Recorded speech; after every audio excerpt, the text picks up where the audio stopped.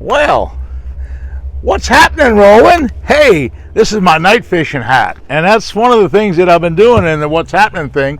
This is my weekly update for the whole week, and I'm talking about all the things that I've done this week. And one of the great things I did, we had a really successful day. I guess it was Saturday night, and I tell you, we went up to some areas up around the Stick Marsh in Central Florida, and we really wrecked them. I went with Gerry Brousseau, my tournament partner. And I tell you what Jerry did is, believe it or not, he caught the big bass of the night on a little over 7-pound bass on a big old worm like this. Big old plastic worm. He was throwing that worm.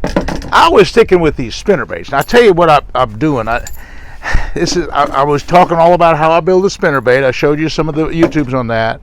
I went ahead and with the longer wire. I was having some problems with the line getting caught on the little blade back here, so I made the wire a little longer and did some different kinds of casting. I'd stopped the bait and started better, and then I started using these pork chunks. And I was talking about this, and I went on the internet, and it was really kind of a neat deal. I took these old bottles of pork rind. The Uncle Josh hadn't made these pork rinds in 10-15 years. I took these old bottles and I put them in this old mason jar, and I looked online and I found out what a super saturated brine solution is. That's what they pack these things in, a real big heavy duty salt solution, a brine solution. You have to heat the water and just add a certain amount of salt. Anyway, I made up this big 26% or 25% salt solution that you see right here, brine solution, and I put all these pork chunks in there. And then the other night I took the pork chunk and I put these original pork chunks on the spinnerbait. Now you're talking about the deal. I'm telling you, when a bass hits the original pork chunk, it's all so soft and meaty. When they hit that, you get them every single time. They really go after the pork chunk. The pork chunk's really a big deal. Well, anyway, let me get the pork chunk off. I'll put it back in the brine solution and talk about that. You notice I have these new bottles. I would talk about that too. That's another kind of big deal. I didn't realize even what was happening. Okay, let's show you some more of the lures that were working good. One of the things that I did in filming the other night is I got this Yolo light. See this light right here? It's really a bright light. And it goes on my GoPro cameras up top, and I got my sound equipment all up there, and that thing lights it up. So what happens when we can't film in the dark because it's all dark. What we do, we film as soon as we catch the fish. We turn all these cameras on and all the lights on. We show how we catch the fish, and that's cool. And then we talk about how we catch them. You know, that's about the only way you're going to film a night fishing show.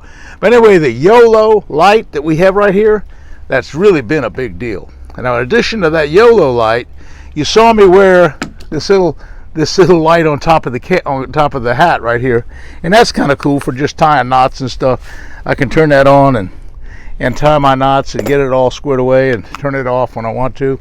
So that's really a big deal. Okay, what else did we catch them on the other night? Now, hey, by the way, let me tell you what we caught. Jerry caught a 7, I caught a 6, I caught a 5. We had about 10 bass from 4 to 7 pounds. That's pretty good. A couple of those big ones were on this double buzz bait. Again, with the pork chunk on there. A pork chunk was a big deal on that buzz bait as well. Okay, I took the frog, the old Spro frog at night. Hey, you can't beat the Spro frog at night. That's that Popper 65, or Popper 60, I'm sorry, Popper 60. We bent the hooks out a little bit, 65-pound braid. And I'd throw to the Hydrilla and little holes in the Hydrilla. You can't see well, so you don't know really where you're throwing.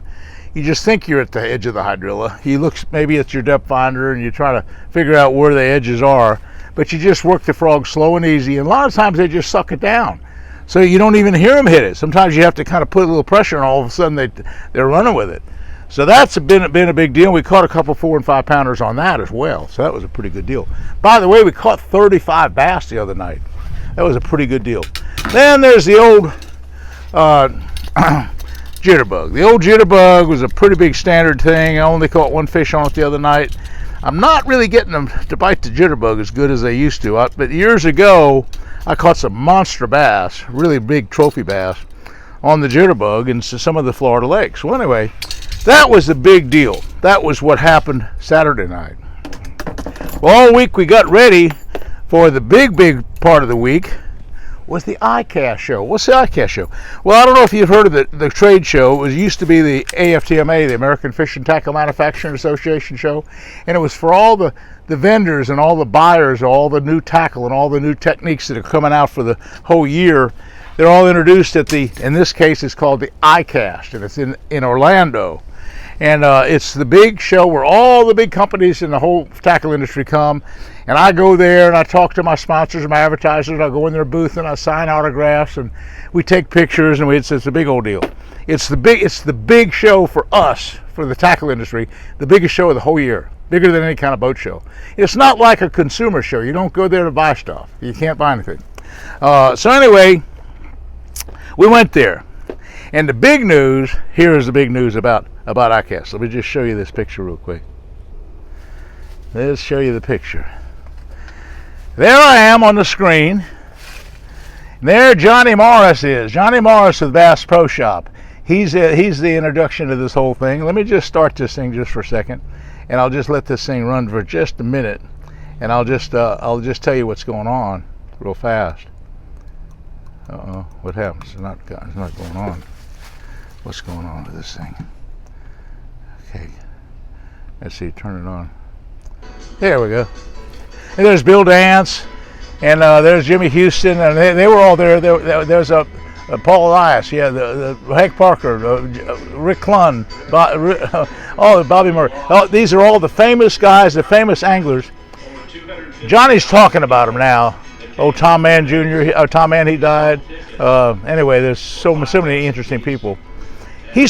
Charlie Campbell, he passed away.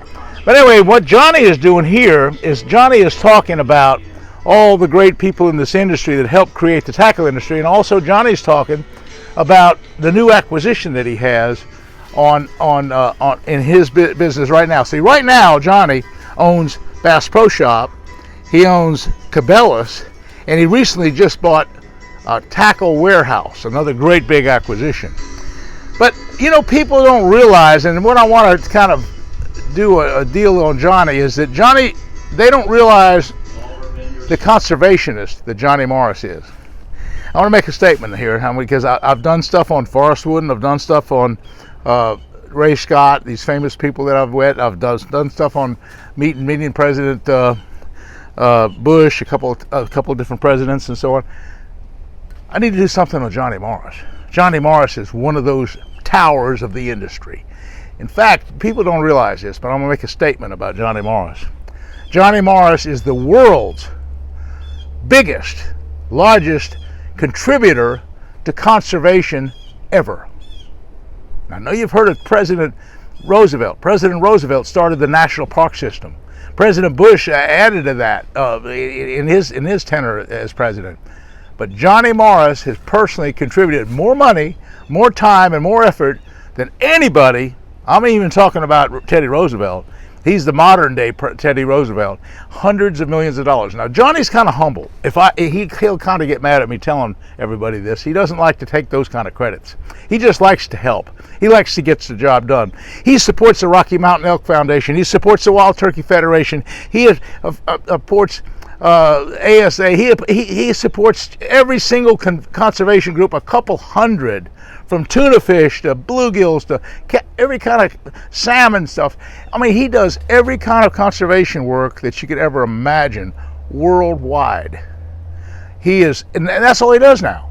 He goes to these places and he's making big contributions here at the ICAST show. Every single store. This is give you a good example. Every single store that has ever opened, like a BassPro Shop store, will go up to in the first night, the proceeds and profits for the first night of sales, which is usually like 5,000 people, is like a record sales, and they're doing things on special. Everybody's buying stuff.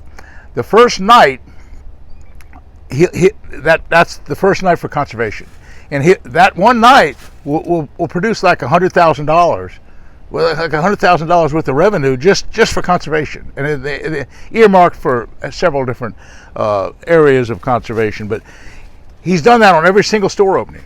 So several $1 million just right there. That's not counting his personal time, his personal effort. He is just constantly, every day of the week, doing conservation things. And people don't realize that Johnny Morris.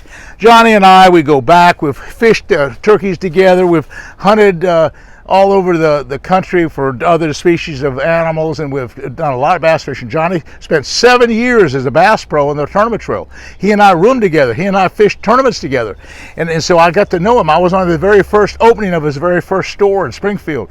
So I know exactly where the BassPro Shop came from. But the whole time, Johnny's passion for conservation was just unparalleled. I just have to just kind of give him a thumbs up of all the people I know, and I'm so proud to know him. By the way, and he'll get kind of upset for me saying this, Johnny's a billionaire. I just want to tell you, he is well off. And so he contributes a lot of his monies, philanthropic, if I can't pronounce it, efforts for conservation. He has given, again, more money and more time and more effort than anybody worldwide ever for conservation. That's Johnny Morris. Well, anyway, that's what happened there at the ICAST. But I tell you, another big thing at ICAST was really cool.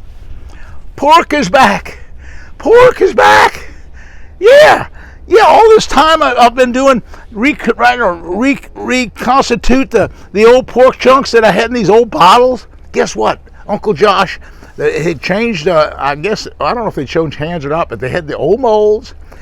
They started making these new bottles, and now they're producing for the first time. They're available on Amazon. Pork chunks. They make them in size 11. This happens to be a size 10. Size 11 is the number one favorite size. Size 10 is the Big Daddy. It's a great big one, which is good. And they make little eel kind of things. But anyway, they don't have the whole line back yet.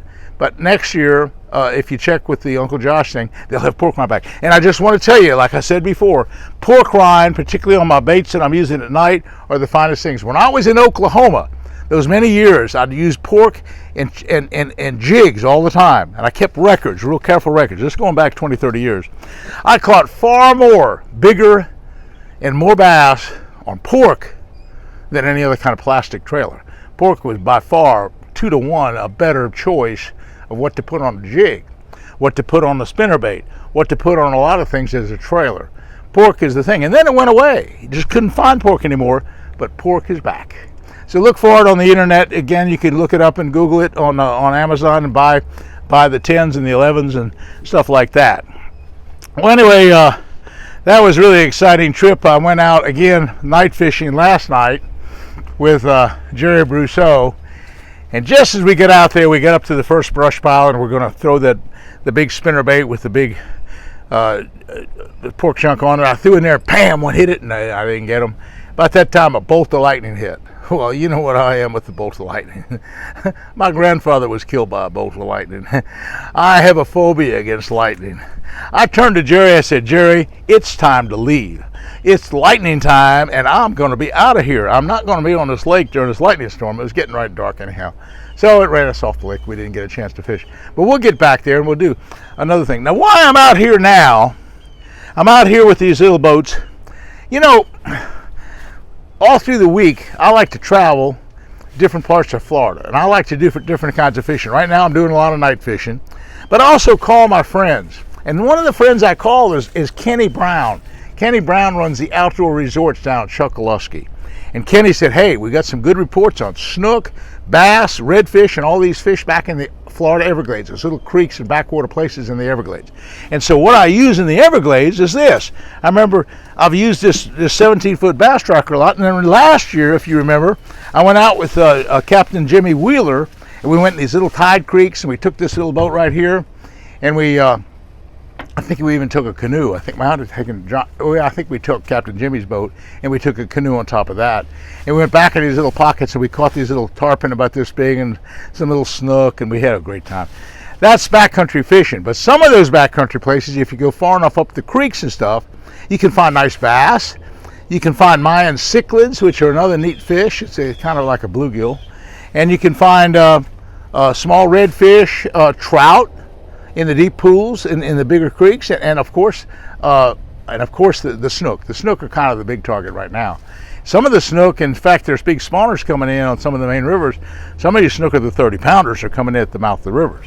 So there's some really good stuff going on, and that's why we have these boats here, and I'm getting them ready. I'm getting them all set up, and I'll charge my batteries, and that has a 25 horsepower motor.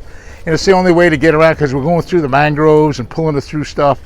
And again, I don't have my Mako anymore. You know, one thing that happened with this pandemic is we had to turn boats in, and we had to, I'm waiting for my new boat. I'm waiting for my new flats boat, but unfortunately the whole industry is waiting for boats, and it's hard to get a boat right now, but I got one on order. So that'll be my new deal. So anyway, I had a great time at the tackle show. Also, I talked to the people at Roland's. I talked to Doug O'Hare. Doug O'Hare is one of the marketing directors for Lowrance, and he's getting me all set up with that new live target that you saw me use the other night with my friend Gerry Brousseau. We went to that lake up around Sebring, and we were finding those fish at night and throwing the spinnerbaits to them and catching those 4 and 5 pounders. Well, Doug O'Hare, he's getting me all set up with that whole system. I'm all ready to go for that. So a lot of neat things happened at the ICAST. I picked up some sponsors. They're coming back. See, the problem in the pandemic, some of the people cut their contracts back, and so now they're coming back. Everybody's coming back, and the whole world's coming together again, and we're starting to get our budgets back in order, and we're doing nice film work again, and we're kind of over the COVID. Hopefully we can just get everything back, the rest of the country back, but I'm back, and my fishing's back. And I'm waiting for a couple boats, but hey, I'm almost 100% after this COVID thing, so that's a big deal. I'm really looking forward to a good year this year. Hey, by the way, I really appreciate you hitting my subscribe buttons, because I'm almost to 150,000. And all my advertisers are so happy with that. It's a big deal. So thanks for watching, and thanks for subscribing. We'll see you again soon.